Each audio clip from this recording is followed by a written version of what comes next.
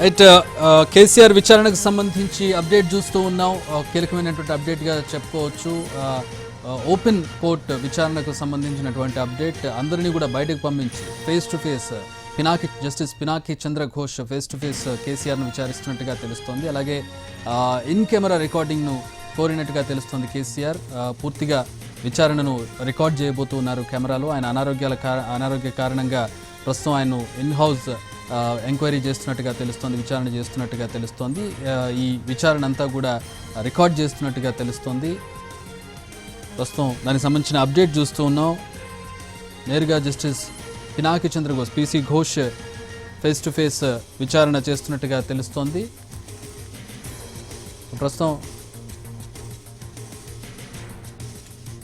విచారణ కమిటీని లీడ్ చేస్తున్నటువంటి జస్టిస్ పినాకి చంద్ర ఘోష్ కేసీఆర్ను విచారిస్తూ ఉన్నారు.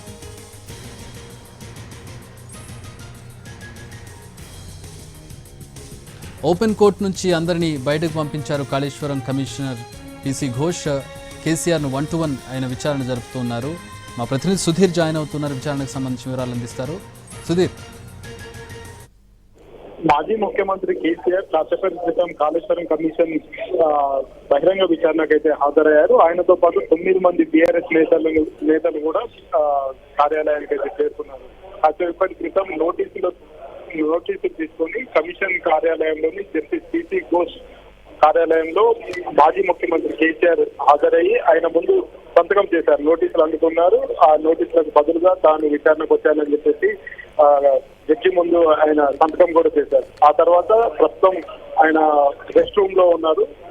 మాజీ ముఖ్యమంత్రి కేసీఆర్ కు అనారోగ్యం కారణంగా కొంత తెలుగు కారణంగా ఆయన ఓపెన్ కోర్ట్ లో విచారించాలని చెప్పేసి నిర్ణయించారు. కానీ రెగ్యులర్ గా ఉండే ఓపెన్ కోర్ట్ లో కామన్ పబ్లిక్ తో పాటు మీడియాతో పాటుగా ఇరిగేషన్ కి సంబంధించిన అధికారులు, అదేవిధంగా కమిషన్ కి సంబంధించిన అధికారులు, అదేవిధంగా రాజకీయ నాయకులు కూడా రెగ్యులర్ గా హాజరవుతుంటారు. కానీ ఈ రోజు ఉన్న పరిస్థితుల నేపథ్యంలో మాజీ ముఖ్యమంత్రి కేసీఆర్ కు అనారోగ్యం కారణంగా కొంత ఇన్ఫెక్షన్స్ వస్తాయనే ఉద్దేశంతో కేవలం కేసీఆర్ అండ్ పీసీ ఘోష్ మాత్రమే, అంటే జస్టిస్ పీసీ ఘోష్ మాత్రమే ఓపెన్ కోర్ట్ లో ఉంటారు. వారిద్దరు 1-to-1 గా విచారణ అయితే కొనసాగిస్తారు. ఇందుకు సంబంధించి కాసేపు క్రితమే కమిషన్ కార్యాలయం నుంచి ఆదేశాలు అయితే జారీ చేశారు. ప్రస్తుతం ఓపెన్ కోర్ట్ ను మొత్తంగా కూడా ఖాళీ చేయాలని చెప్పేసి అందరికీ సూచించడంతో ఓపెన్ కోర్ట్ మొత్తం ఖాళీ చేసి అక్కడి నుంచి బయటకు వచ్చారు. కాసేపట్లోనే మాజీ ముఖ్యమంత్రి కేసీఆర్ ను justice PC Ghosh open court లో విచారిస్తారు. అయితే ఈ విచారణకు సంబంధించి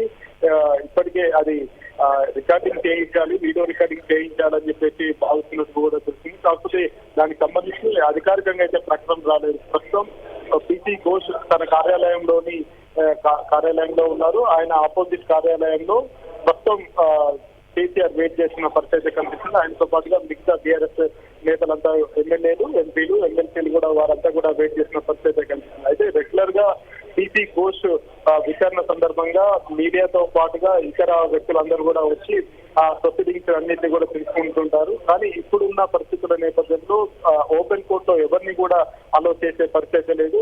1-to-1 గానే వారు విచారణ జరుపుతారు.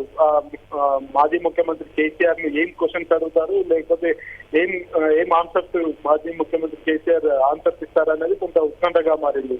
గత కొద్ది రోజులుగా జరుగుతున్న విచారణకు సంబంధించి ఈ రోజు తుది దశకు చేరుకుంది విచారణ. దాదాపు 114 మంది సాక్షులను చేసుకొని విచారణ అయితే కొనసాగుతుంది. ఈ రోజు 114వ సాక్షిగా కూడా మాజీ ముఖ్యమంత్రి కేసీఆర్ కాళేశ్వరం నిర్మాణానికి సంబంధించి కావచ్చు, అందులో తీసుకున్న నిర్ణయాలు కావచ్చు, అక్కడ జరిగిన సంఘటనలు ఏవైతే ఉన్నాయో వాటన్నిటికీ సంబంధించి కూలంకషంగా ఆయనను విచారిస్తారని చెప్పేసి అందరూ భావించారు. కానీ ఈ రోజు జరుగుతున్న ఈ ఓపెన్ కోర్టుకు సంబంధించి చూస్తున్నట్లయితే ఎవరు కూడా కోర్టు లోపలికి వెళ్లే ప్రసక్తి అయితే లేదు. కేవలం జస్టిస్ పీసీ ఘోష్ తో పాటుగా సాక్షిగా ఉన్న కేసీఆర్ మాత్రమే ఇందులో ఉంటారు. వారిద్దరు ఏం మాట్లాడుకున్నారు ఏంటి అనేది కూడా ఆ తర్వాత మాజీ ముఖ్యమంత్రి కేసీఆర్ బయటకు వచ్చి చెప్తే తప్ప ఎవరికి తెలిసే ప్రసక్తి అయితే లేదు. గత కొద్ది రోజులుగా జరుగుతున్న విచారణలో భాగంగా ఏ క్వశ్చన్స్ కేసీఆర్ ని అడగబోతారు అనేది కొంత ఊహించి తెలుసుకోవడమే తప్ప స్పెసిఫిక్ గా ఈ క్వశ్చన్స్ అడిగారు అని మాత్రం కేసీఆర్ చెప్తేనే తెలిసే ప్రసక్తి ఉంటుందని కూడా తెలుస్తుంది. అయితే గడిచిన కొద్ది రోజులుగా కూడా కాళేశ్వరానికి సంబంధించి ఇటు ఈటల రాజేందర్ విచారణ చేసిన తర్వాత తర్వాత కావచ్చు, హరీష్ రావును విచారణ చేసిన తర్వాత దాదాపు కొన్ని గంటల పాటు కూడా ఫామ్ హౌస్ లో మాజీ ముఖ్యమంత్రి కేసీఆర్ తో మంత్రాలు జరిపారు బీఆర్ఎస్ నేతలు. అదేవిధంగా విచారణ ఎదుర్కొన్న హరీష్ రావు నిన్న రాత్రి మొత్తం కూడా ఫామ్ హౌస్ లోనే మాజీ ముఖ్యమంత్రి కేసీఆర్ తో ఉండి కాళేశ్వరానికి సంబంధించిన తనని అడిగిన క్వశ్చన్ తో పాటుగా ఇంకా ఏమైనా ప్రశ్నలు ఉత్పన్నమయ్యే అవకాశాలు ఉంటాయో వాటన్నిటి మీద కూలంకషంగా చర్చించినట్టుగా కూడా తెలుస్తుంది. మరి కాసేపట్లోనే కేసీఆర్ ను పిలిచి ఓపెన్ కోర్టు పిలిచి వారిని విచారించే అవకాశం ఉన్నట్లు కూడా తెలుస్తుంది. సెక్రటరీ రైట్, అంటే క్వశ్చనర్కి సంబంధించి ఏమన్నా మార్పులు అంటే అనూహ్యమైన ప్రశ్నలు ఉండే అవకాశం ఏమైనా కనపడుతుందా, లేదంటే గతంలో ఉన్న ప్రశ్నలే ఉండే అవకాశం ఉందా?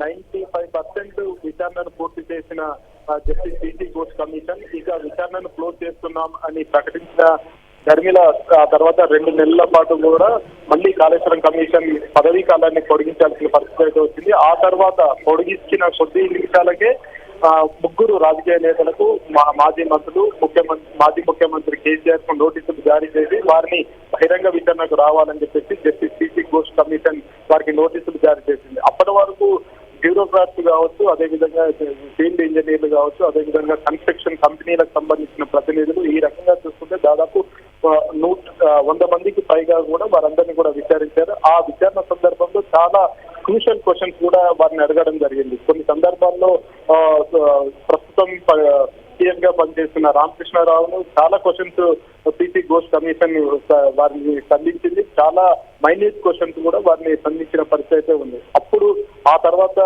మిగతా బ్యూరోక్రాట్స్ కావచ్చు, లేకపోతే ఫీల్డ్ లో సంబంధించిన ఇంజనీర్లు ఎవరైతే ఉన్నారో వాళ్ళని కూడా చాలా మైన్యూట్ క్వశ్చన్స్ అడగడం జరిగింది. క్షేత్రస్థాయిలో జరిగిన చిన్న చిన్న తప్పిదాలను కూడా కమిషన్ వారి దృష్టికి తీసుకొచ్చి ఇది నిజమే తప్పు జరిగిందని చెప్పేసి ఆ ఇంజనీర్లతో చెప్పించిన పరిస్థితి కానీ ఆ తర్వాత రాజకీయ నాయకుల క్వశ్చన్ సందర్భంగా చూసుకున్నట్లయితే కేవలం ఈటెల రాజేందర్ ను దాదాపు 18 నిమిషాల నుంచి 20 నిమిషాల్లోనే ఆయనను క్వశ్చన్ చేసి పంపించారు. ఆయన తక్కువ క్వశ్చన్స్ అడిగారు. అంటే కమిషన్ కు దాదాపుగా పూర్తి సమాచారం ఉంది. కాళేశ్వరం ప్రారంభం నుంచి కాళేశ్వరం ఏర్పాటు తర్వాత జరిగిన పరిణామాలన్నిటి విషయాల్లో కూడా కూలంకషంగా కమిషన్ పూర్తి రిపోర్ట్ ను సంపాదించింది.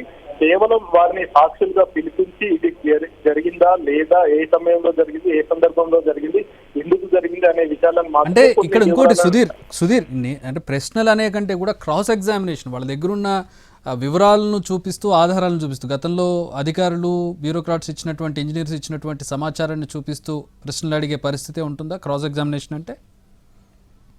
క్రాస్ ఎగ్జామినేషన్ ముఖ్యంగా ఆయన దగ్గర ఉన్న కొన్ని వివరాలను ఆయన జస్టిస్ తెలుసుకోవాలనుకుంటున్న కొన్ని వివరాలను ఇక్కడ క్రాస్ ఎగ్జామినేషన్ చేస్తారు. ఎందుకంటే కాళేశ్వరం కమిషన్ కు సంబంధించి వారి దగ్గర కొన్ని ఆధారాలు అయితే ఉన్నాయి. ప్రభుత్వం దగ్గర నుంచి కొంత సమాచారాన్ని తీసుకున్నారు. ప్రభుత్వ అధికారులు, ఇంజనీర్లు, బ్యూరోక్రాట్స్ నుంచి కూడా కొంత సమాచారాన్ని సేకరించింది కమిషన్. ఆ కమిషన్ సేకరించిన వివరాలు ఏవైతే ఉన్నాయో వీరు గతంలో 2014 నుంచి 2023 వరకు కూడా వీరు అధికారంలో ఉన్నారు. గతంలో జరిగిన తప్పులు ఏ విధంగా ఉన్నాయి, తప్పులు ఎక్కడ జరిగాయి అనేది క్రాస్ ఎగ్జామినేషన్ చేస్తున్నారు. అధికారులు ఒక విషయం చెప్తున్నారు, ఇంజనీర్లు ఒక విషయం చెప్తున్నారు. వాటన్నిటికీ కారణం మీరేనా అని అడిగే ప్రయత్నం ఒకవైపు జరుగుతుంది. మరొక వైపు ఎందుకు ఆదేశాలు ఇవ్వాల్సి వచ్చింది, బ్యారేజ్ లో నీటిని నిల్వ చేయాలని చెప్పేసి ఎవరు ఆదేశాలు ఇచ్చారు అని ఇట్లాంటి కొన్ని క్వశ్చన్స్. అంటే ఇది కొన్ని టెక్నికల్ అంశాలకు సంబంధించినవి, కొన్ని సాధారణ పరిపాలనకు సంబంధించినవి, కొన్ని రాజకీయపరమైన ప్రశ్నలు కూడా కమిషన్ అడిగే అవకాశం అయితే ఉంటుంది. ఎందుకంటే మెయిన్ కాళేశ్వరానికి సంబంధించి మొదటి నుంచి కూడా కేసీఆర్ పేరును ప్రస్తావిస్తూ వస్తున్నారు. ఇటు ఇంజనీర్లు ప్రస్తావిస్తూ వచ్చారు, నిర్మాణ సంస్థలు ప్రస్తావిస్తూ వచ్చాయి, బ్యూరోక్రాట్స్ ప్రస్తావిస్తూ వచ్చారు. ప్రతి ఒక్కరు కూడా కేసీఆర్ పేరును ప్రస్తావిస్తూ వచ్చారు. కాబట్టి దీని అన్నిటికీ మూల కారణం కేసీఆర్ అని చెప్పేసి. సో సుధీర్ ఇక్కడ ప్రశ్నల కంటే అంటే కాళేశ్వరం కమిషన్ ఏం ప్రశ్నలు అడుగుతుందనే దానికంటే అడిగిన ప్రశ్నలకు కేసీఆర్ ఎలాంటి సమాధానం చెప్తారనేది ఇక్కడ మెయిన్ పాయింట్ గా చూసుకోవచ్చేమో. నిజమే, ఎందుకంటే కాళేశ్వరంకి సంబంధించి మాజీ ముఖ్యమంత్రి కేసీఆర్ ప్రాణహిత చేవేళ్ల ప్రాజెక్టు నుంచి రూపాంతరం చెందిన ఏదైతే కాళేశ్వరం ఉందో దీనికి రూపకర్త ఎవరు అని చెప్పేసి గతంలోనే ప్రశ్నించారు. ఈటెల రాజేందర్ ని ప్రశ్నించారు, ఆ తర్వాత హరీష్ రావుని ప్రశ్నించారు.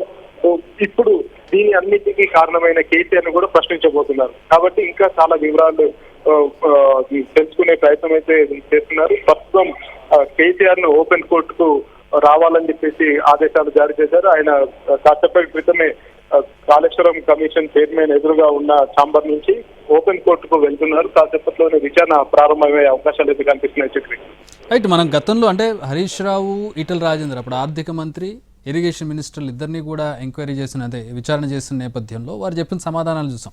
ఇవే ప్రశ్నలు ఇంచుమించు వారిని కూడా అడగడం జరిగింది. వారిని అడిగినటువంటి నేపథ్యంలో వాళ్ళు రాజకీయ నిర్ణయాలు మాత్రమే మా దగ్గర ఉంటాయి, అంటే ప్రజాప్రతినిధులుగా మంత్రులుగా మేము తీసుకునే నిర్ణయాలు కొన్ని మాత్రం మేము తీసుకుంటాం, మిగతా టెక్నికల్ ఎలిమెంట్స్ అన్నీ, టెక్నికల్ అంశాలన్నీ మా పరిధిలో ఉండవు, మాకు సంబంధం ఉండదు అంటూ వారు చెప్పిన సమాధానాలను చూసాం. ఈ విధంగా కేసీఆర్ సమాధానం చెప్తే ఒక తీరు, లేదు ఆయన ఓన్ చేసుకుని దీనికి బాధ్యత నేను వహిస్తున్నానని ఆయన సమాధానం చెప్తే విచారణ మరొక మలుపు తిరిగే అవకాశం ఖచ్చితంగా కనపడుతుంది కదా.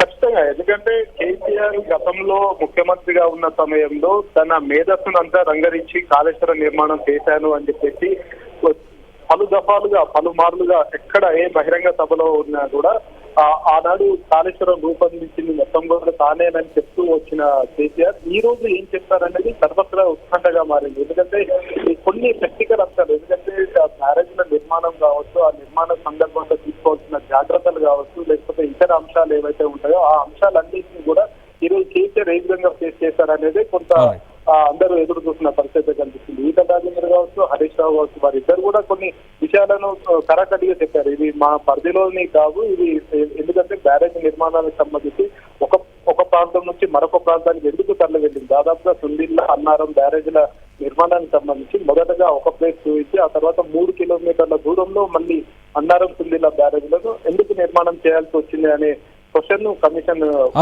ఉత్పన్నం చేసింది. Alright sir, thanks for the updates. So in house అంటే ఓపెన్ కోర్టు విచారణను వాయిదా వేశారు. అంటే కేవలం కేసీఆర్ అలాగే పీసీ ఘోష్ మాత్రమే ఉంటారు, జస్టిస్ పీసీ ఘోష్ మాత్రమే ఉంటారు.